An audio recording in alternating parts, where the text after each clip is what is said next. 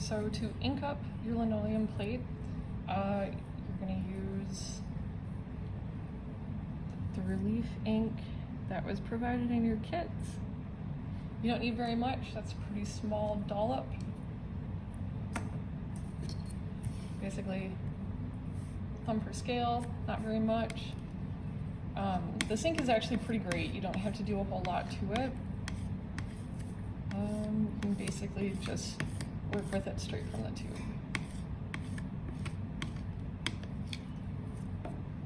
And then using the little brayers that you also got in your kits. I'm just going to ink this up.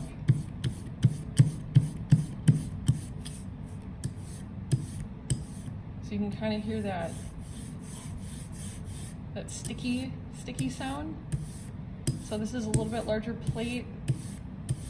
If you need a little bit more ink, you can definitely add more. You don't want to have too much, just because that's kind of wasteful depending on what kind of project you're going to be using. All right, so you have your plate.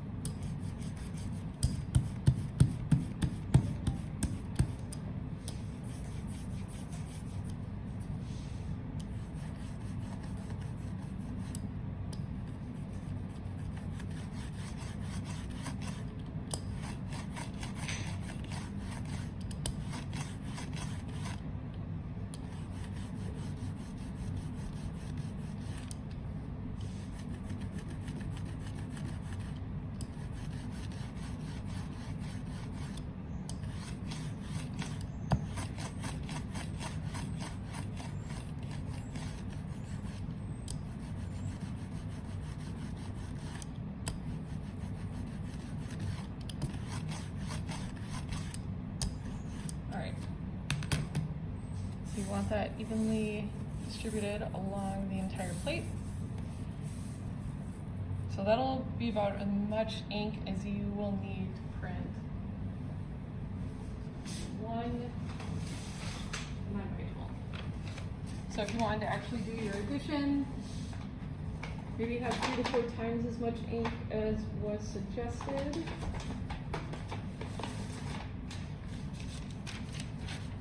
And so the paper that came in your kit is Kozo paper. So it's pretty thin. It is pretty fibrous on one side and it's pretty smooth on the other. So you want to have the smooth side facing down.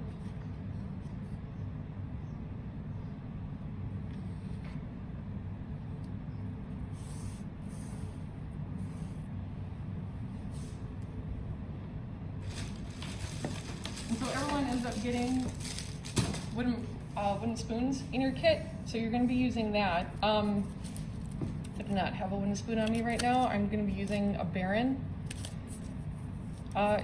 Similar concept. Basically, you have a smoother surface that you're going to be using to apply pressure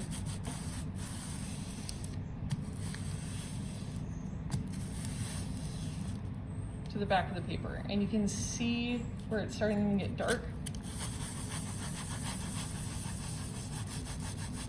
That is the ink printing. so you can lift the corner just to kind of see where your progress is at. And then that will lay flat back down onto the plate.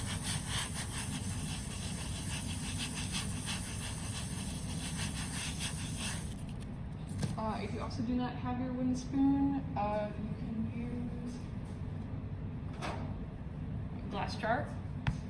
You can use the bottom of that. You just want to make sure that you're moving in circular motion because you need to cover the entire thing. Or you could even take the lid off of that glass jar and use that. That might actually even work a little bit better because then you end up not getting these little circular motions from the texture on the jar, putting those down.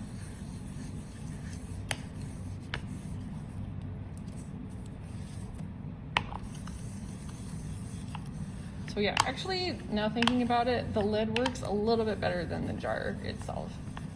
If the jar didn't end up having any sort of texture on the bottom, that would work a little bit better, but yeah, you can totally use the top of a jar. And we'll see where this is at so far. Yeah, so that's printing actually pretty well.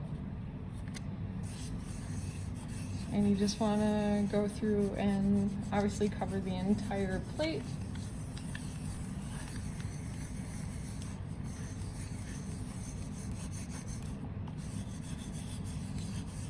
It's a good idea, I think, to start kind of in the middle and work your way out.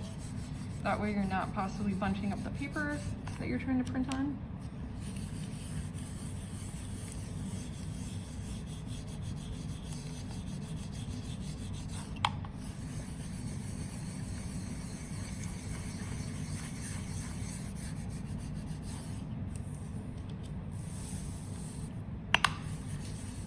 Yeah, so you can see where really no pressure has been put down so far and just light pressure has been put down.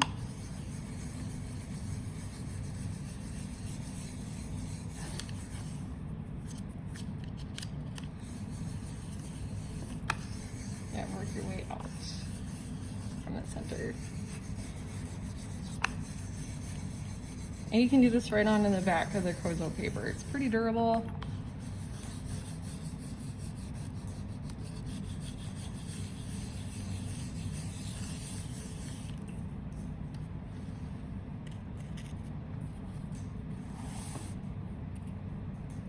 Can see how that's turning out. So yeah, thinking about it, probably use maybe twice as much ink. I mean, you do want it to be on there a little bit thicker than if you were printing with a press.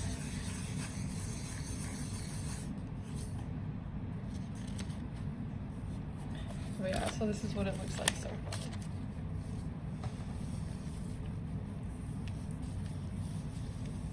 Yeah, so if you want this to be just like totally solid black, you're gonna have to use probably 2 or 3 times as much ink, which is totally fine. You guys should have plenty to do that with.